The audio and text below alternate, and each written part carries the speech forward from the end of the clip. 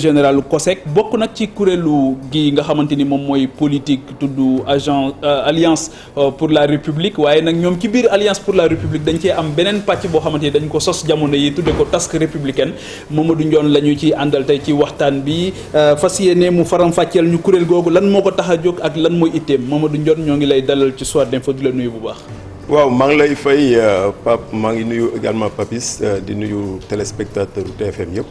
di wax ne sawar naa trop ci tontu leen ci loolu parce que xëj na lu bees la ci opinion bi waaye du mbir moo xamante ne lu bees la ndax togg nañ ko ba am ci ndigalu kilifa parti bi donc doog ko fésal. très bien di ci ànd tamit ak sunu kilifa sunu grand Papis Diaw moo ñu nar a wéttali ci li nga xamante ni moom mooy plateau bi Papis maa ngi lay nuyu bu baax. maa ngi lay fay le garçon mun naa ko wax Soir d'Info mun naa ko wax le garçon laa koy woowee pour beaucoup de raisons. nangu nañ ko. voilà donc di la gërëm Pape. di aussi rafetlu teewaayu DG. COSEC fii ci plateau bi. pour ñuy wax li nga xamante ni moo aaju ci ni nga ko waxee. très bien Papis laaj bu njëkk bi yow laa koy bàyyeel nga laaj ko. mbir mi lu ko yëkkati laaj bi li ma njëkk inspiré mooy fan la idée bi jógee c'est-à-dire est-ce que. yéen ñi yëngu ci bànqaasu APR yi. yéen a ñëw proposer affaire bi ne président dañu bëgg say réalisation ñu koy wasaare. wala président moo toog ne la muy liggéey Sénégalais gisuñu ko utal boppam ay nit pour ñu dem defal ko sa promotion. waaw boo nee li président liggéey Sénégalais yi gisuñu ko Sénégalais ñoo ko faloon à 58%. donc Sénégalais gis nañ ko lii ñu taxawal mën naa ne.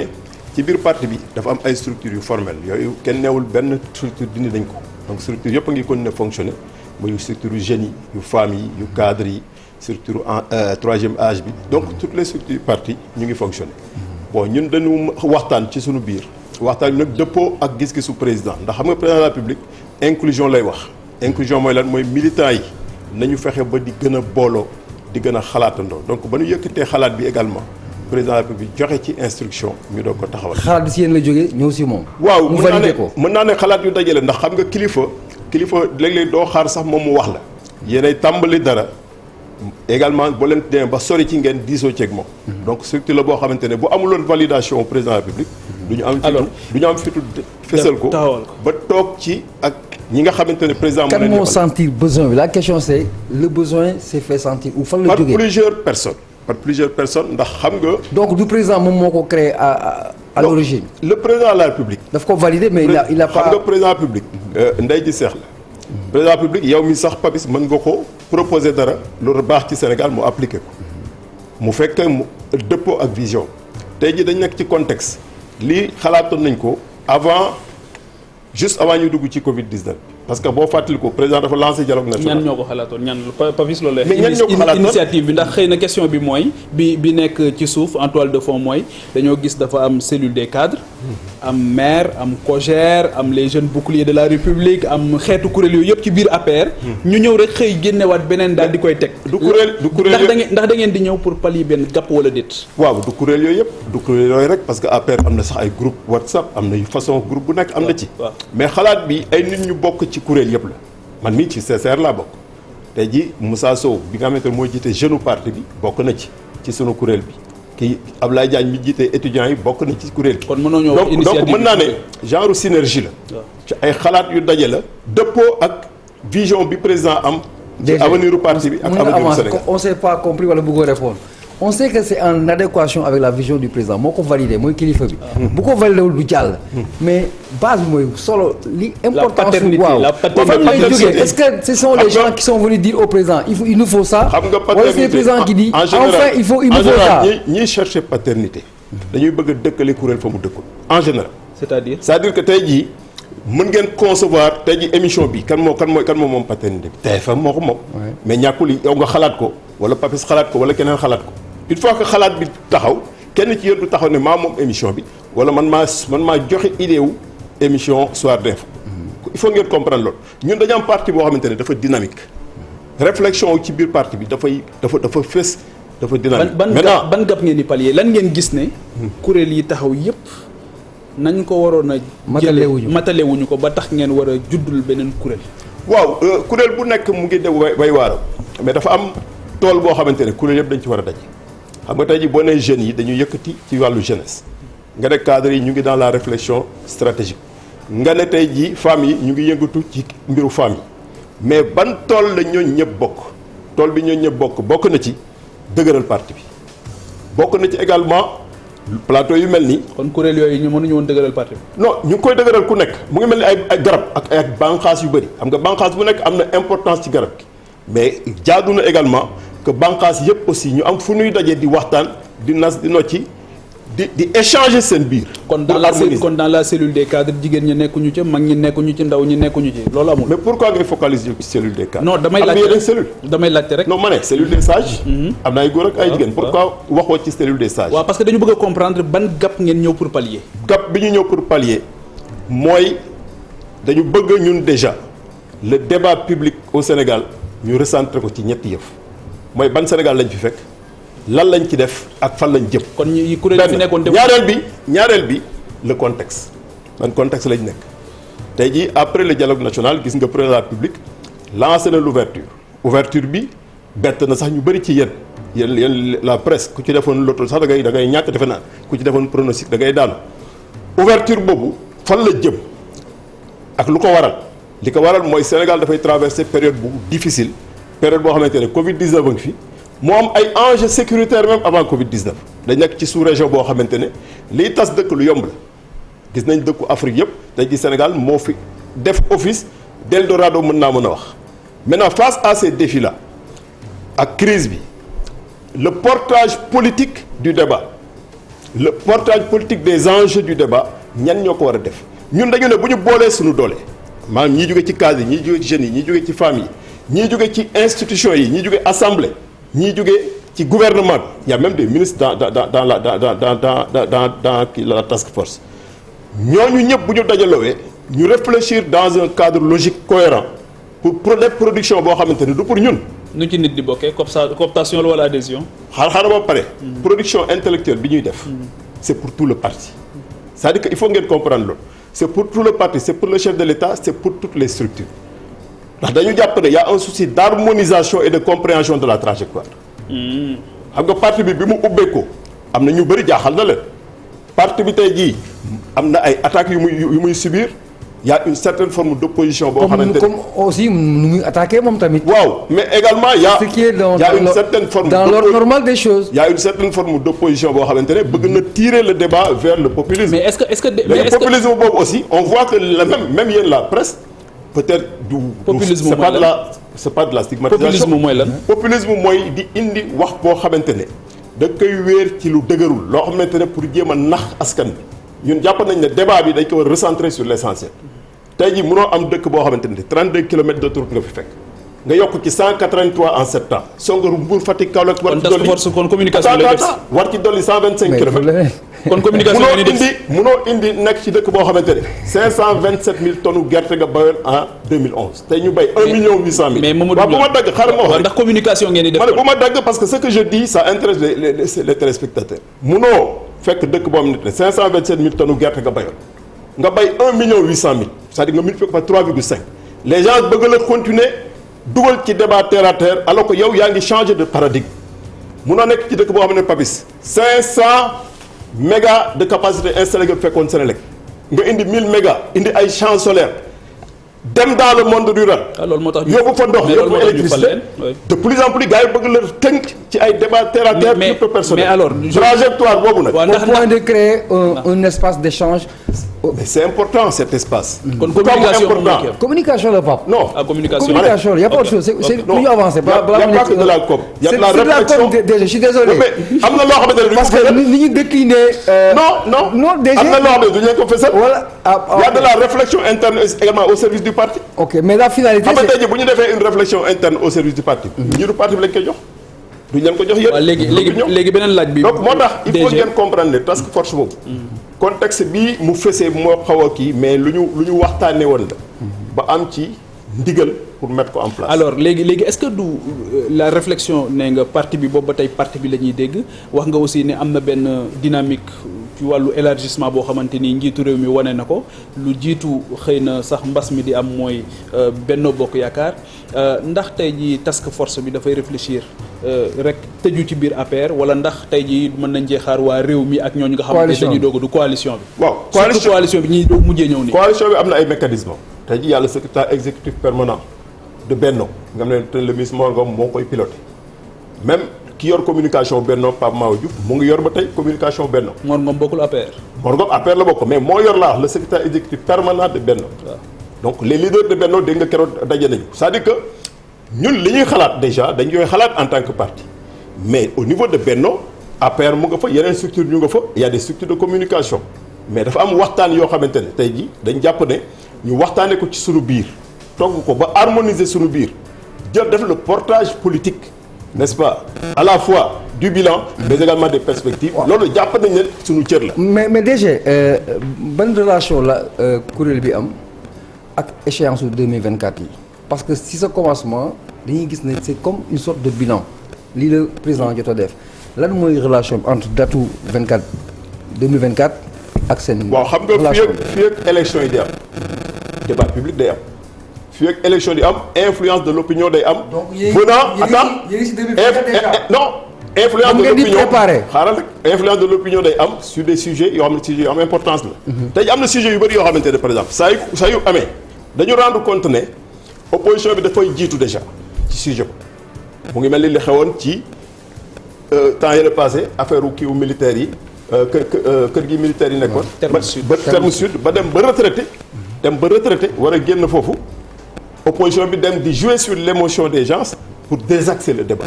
Il y a eu beaucoup de sujets yoo xamante ne même presse bi sax dafa daanu parce que dafa topp opposition bi ci fake news temps yi la passé dégg ngeen bi benn classement génnoon rek ñu naan ay Sénégal taux de chômage nangam. toute la presse la presse a bon dos hein. Non. Il faut respecter quand même la presse parce que liggéey bu am solo la ñu yow def. fake news yow xam nga ne classement boobu c'était un fake news. Fake Il a news, travaillé c'est pas- en Oui, professionnel. mais ils ont C'est pas- recoupé, ils ont travaillé. non ma ne. Mais bu dee ils ont liggéey travaillé. bu dee liggéey en c'est pas professionnel. propre à la presse sénégalaise hein. Non, Fake- ma ne, fake- non. fake news c'est fake news hein c'est. xam nga fake news yéen la njëkk a concurrence déjà yéen la njëkk a yàq seen liggéey ndax du professionnel moo koy def en général. Oui, j'avoue. fake news benn waay mooy tëb fële. Ouais. yéen amatu leen sax monopole de l'information la presse.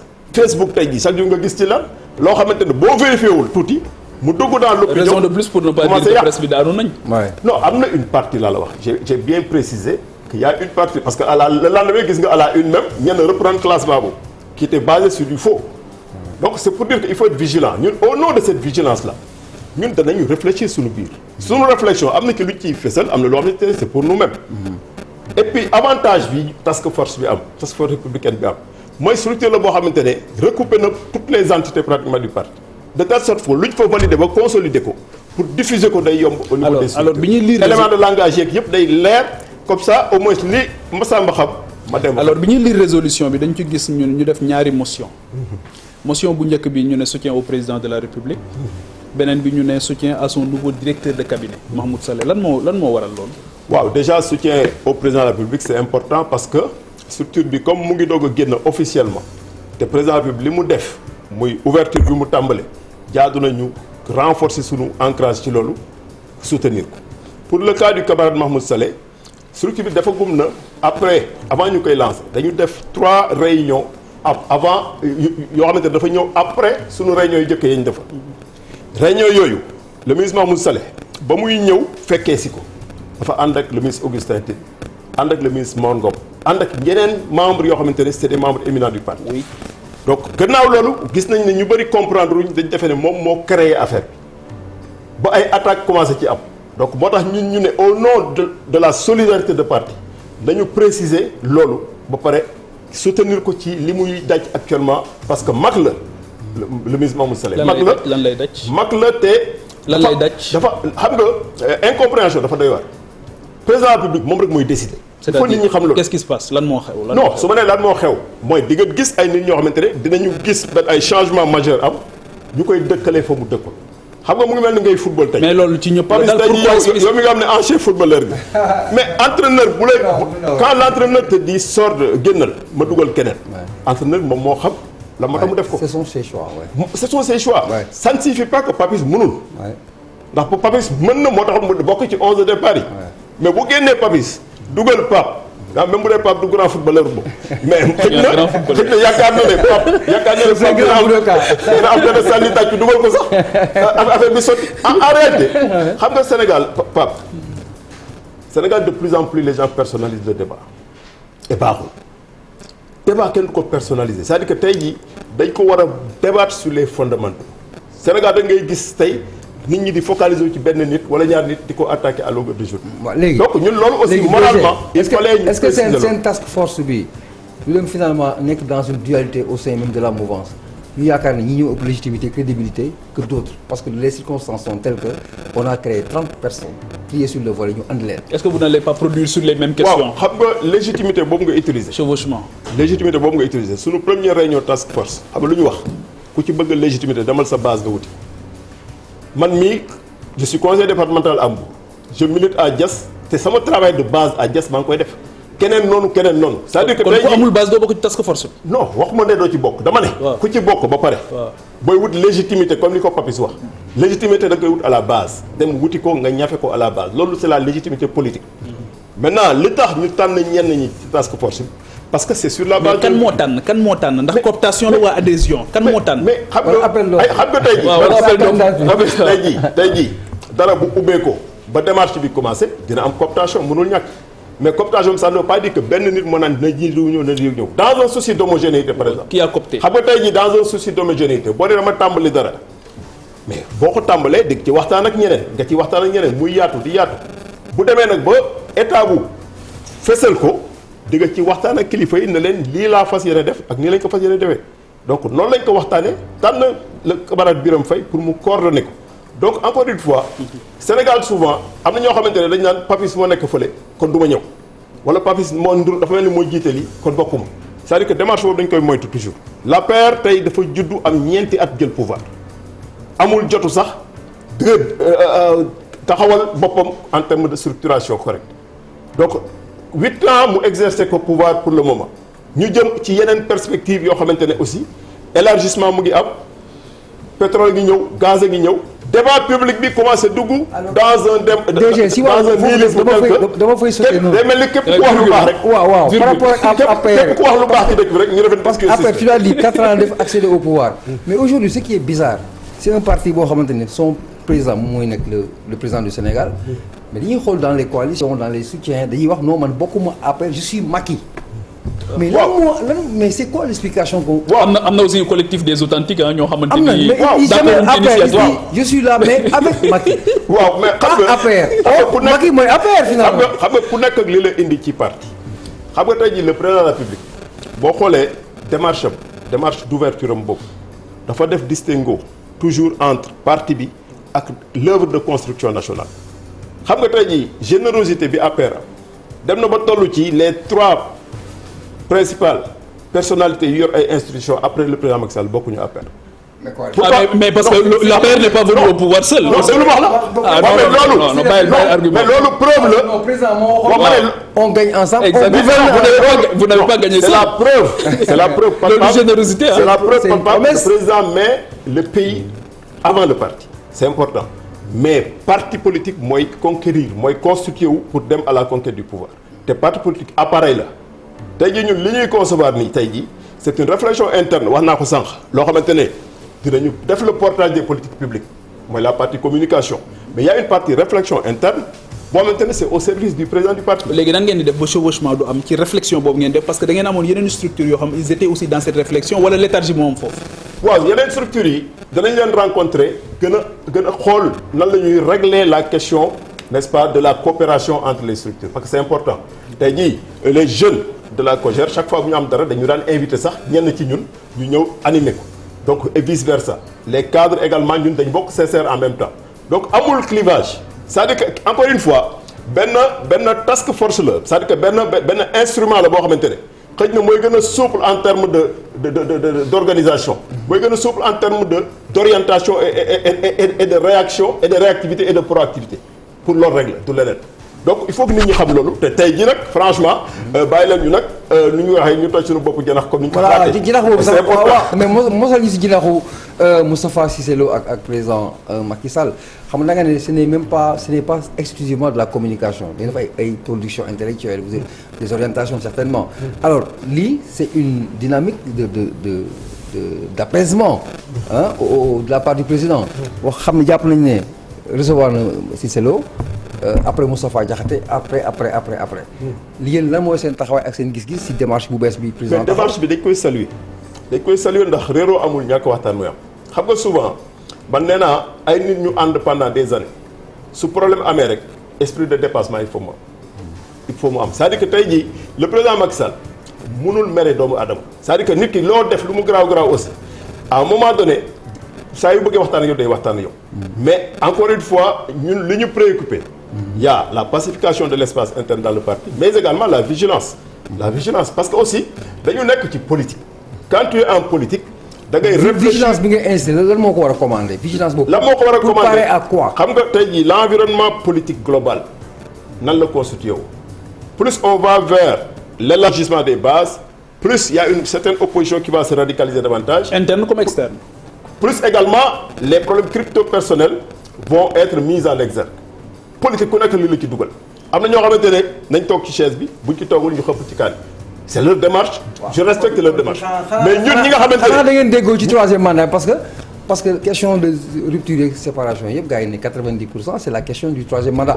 autrement est-ce que dañu commencer di déggoo ci question troisième mandat. non xam nga question boobu franchement jarul ñu koy poser parce que duñ leen ci tontu. waaw bu jotee dinañ leen ci tontu bu jotee laa wax. loolu tam résolution parce que aussi il faut nit ñi comprendre leen quand tu parles de cette question tu day mel ni yow da nga bëgg a lier tout le travail qui doit être fait ci période bi à cette équation. léegi est-ce que kon mais il faut que les gens travaillent. léegi Sénégal lépp important. mais ça n'empêche pas. lépp important c'est ce qu'on est en train de faire. léegi par rapport ce qu'on est en train de faire dans le Sénégal profond. Mamadou Ndione est-ce que Mamadou Ndione Papis dafa laaj benn question muy li ñu redouter souvent dans nos états mooy une patrimonialisation de l'appareil d'État une fois que nit ki ñëw au pouvoir est-ce que tey jii kuréel gi judd gi mu juddu secrétariat exécutif national ndax dañ ko fa waxtaane ba d'accord ci wala c'est le bon vouloir du chef moom moo tax lii am. xam nga président Macky Sall lépp lu muy def da ciy diisoo ñamu ci war a diisoo loolu laa bëgg ngeen xam ko c'est-à-dire que tey jii les statuts du parti may na président de la République mu mettre en place benn instrument boo xamante ne da koy jox une vocation. sauf que bii mettre ko en place. non ma ne c'est-à-dire que xam nga li ma lay wax. man dama ne la may na ko laa wax. waaw et que le chef de l'État pouvoir yi mu am dans conformément au statut du parti ci loolu rek la tegul ci leneen. le chef de l'État ou le chef du parti. chef du parti. Et là aussi tey jii ñun on est constant. depuis le début le président est resté constant sur cette question donc moo tax ba li ma bëgg nit ñi comprendre mooy ñun amul dichotomie dans la task force il y a des membres du secrétariat exécutif national ci biir task force bi c'est pas un truc ex nihilo bu ñu indi fële comme ça il y a des membres du secrétariat exécutif national. donc task force bi mu ngi mel ni rek nga def équipe nationale par exemple nga dem ba mu yàgg nga ne naa wut lu gën a léger. ma créé benn force boo xamante ne gars yi duñ ko sóoraale wala même buñ ko sóoraalee aussi force boobu dina mën di def de la réflexion de l'action mais également jàppale yeneen structures yi n'est-ce pas dans le portage politique. kon mën nañoo xaar kon mën nañoo xaar dans le cadre de cette réflexion et de cette vigilance mën nañoo xaar ñu valider tamit ànd suqali suñu affaire bu Moustapha Diakhaté. waaw xam nga question boobu. Moustapha wala imposer président bi mu dem troisième mandat. waaw Moustapha moom du ma ci sori bon question la yoo xamante ne xëy na moom la concerné parti bi toléré wul courant ñun li ñu yor ni c'est pas un courant n'est-ce pas il faut ñu comprendre loolu bon li ci des nag mooy waxtaan. amuñu ci limite lan mooy différence bi ak lii ak courant li ngeen def nii. mais courant moom mooy nga ñëw nga ne idéologie bii parti bi am man am naa ci benn nuance am naa ci benn variante par rapport à l'idéologie du parti ñoo xamante ne c'est un parti libéral social loolu moom c'est clair et que en termes de mise en œuvre c'est un libéral qui est en train d'aller très loin dans la politique sociale ba indil le PUMA indil le PUDC indil le carte d'égalité des chances indil la donc les politiques léegi kuréel bi l'équité sociale et territoriale kuréel bi DG en fin de compte mun na ñëw benn jour par exemple comme day def ay production intellectuelle proposer au président ne ko non da ngay defaat troisième mandat c'est possible. waaw mais xam nga question boobu franchement Papis ay journalistes ngeen de haut niveau mais tu non vois xaaral rek on pose des questions. non xam nga vous êtes yéen ñaar. waaw franchement léegi bokkuma seen fan si club sax. ñoo ngi des journalistes dinañ si dellu si waat dinañ si dellu si waat. yéegal niveau débat bi rek. c'est un grand politicien. mais le débat de fond. non léegi dafa mokkal léegi mais technocrate woon mais léegi politicien la. ñu dem publicité balaa ñuy dalal soxna Fatou Kiné dem ci xibaaru wolof yi. ci li nga xamante ni moo gënoon a fës ci xibaaru wolof yi ñu wéyal sunu waxtaan bi nga xamante ni amoon nañ ko ci première partie bi ak ki nga xamante ni moom mooy Mamadou Ndione di DG COSEC waaye nekk kilifa ci parti bi di Alliance pour la République daal di fare nag fële nga xamante ni moom mooy département de Mbour doon am ak ñun benn waxtaan boo xamante ni ñoo ngi ko doon tënk tey ci kuréel goo xamante ni samp nañ ko tuddee ko task force républicaine mu doon ci ñëw ñu àndoon ci ak moom di ko càmbar Mamadou Ndione beneen question bi mooy ndax mën ngaa dellu siwaat ci tënk ci li nga xamante ni moom moo itteel seen kuréel gi ak lan ngeen di xaar ci moom. waaw déjà waxtaan bi ñu def keroog fële ci Saly tënk nañu plan d'action maanaam li ñu war a dérouler ci plan d'action boobu am na ci ay rencontres yu ñu war a def ak yenn kuréel yi gën a waxtaan ak ñoom gën leen xamal biir APR toujours ci biir APR gën leen xamal task force bi bu ñu paree également dinañ commencer dérouler benn programme boo xamante ne déjà ay réflexion lay doon waaw ci des thématiques yu leer consolider ko traduire ko en élément de langage mu simple ndax xam nga politique publique dafa complexe léeg-léeg day am sax léeg-léeg wàll boo xamante ne ci politique publique mën na sax niroog luy yàq fekk luy defar la donc tout ça bu ñu ko paree ba consolider ko dinañ fexe daal ba defar loo xamante ne structure parti bi yëpp ku ciy root ci xam-xam wala ku ciy root ci wàll bu mënti doon di nga ko mën a rootee foofu mais loolu nag dañ koy waxtaanee ak kuréel yëpp jëluñu mission wu benn structure parti bi dañu ñëw pour fédérer loolu pour que ñu gën a dëgëral parti bi gën a dëgëral également la coalition ndax parti bi mooy locomotive coalition tey jii ñi nga xamante ni dañoo jàpp ne kuréel gu yees ngeen guy ñëw fekk si yeneen kuréel yi ngir jéem leen a wuutu ci liggéey boo xamante ni ñoom ñoo ngi ko doon def ba noppi loolu nga leen di tontu.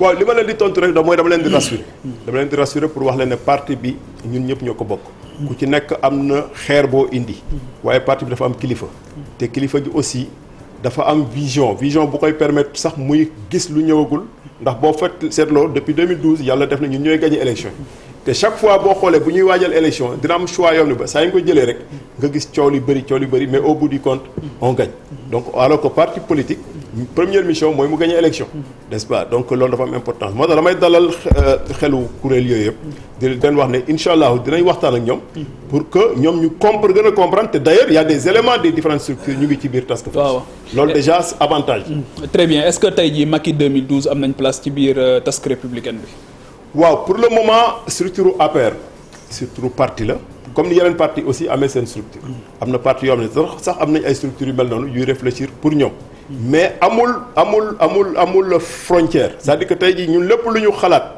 au service du parti au service du Sénégal et au service du chef de l'État dinañ am générosité wu wasaare ko ci coalition bi 30 ngeen fi mu ne ni fanweer waaw ëpp na 30 sax bon yéen da ngeen teel a joxe 30 bi parce que gars yi gis naa sañuy wax ay 30 guerriers ak lu nekk 30 soldats voilà c'était pour mieux vendre xam naa parce que c'est des titres quand même qu'il faut vendre mais peut-être que yéen joxe éléments yi waaw non de façon bon ñun duñu ay guerriers ñun ay ndongo dara lañu waaw di liggéeyal parti bi liggéeyal président liggéeyal Sénégal aussi parce que li ëpp importance wax nañ ko sànq mooy Sénégal ñoo ko bokk te homme politique dafa am rôle bu rëy bu muy joué ci dëkkam. jërëjëf Mamadou Ndione DG COSEC bokk ci task républicaine muy kuréel gu yees goo xamante ni judd na ci biir Alliance pour la République ngir nee na gën a dooleel loolu nga xamante ni moom mooy parti boobu nga xam moom mooy nekk ci njiital président de la République Macky Sall ñu dem ci publicité ginnaaw ñuy dalal balaa ñoo dalal ki nga xamante ni moom mooy Chérif Diop ci journal bi en français.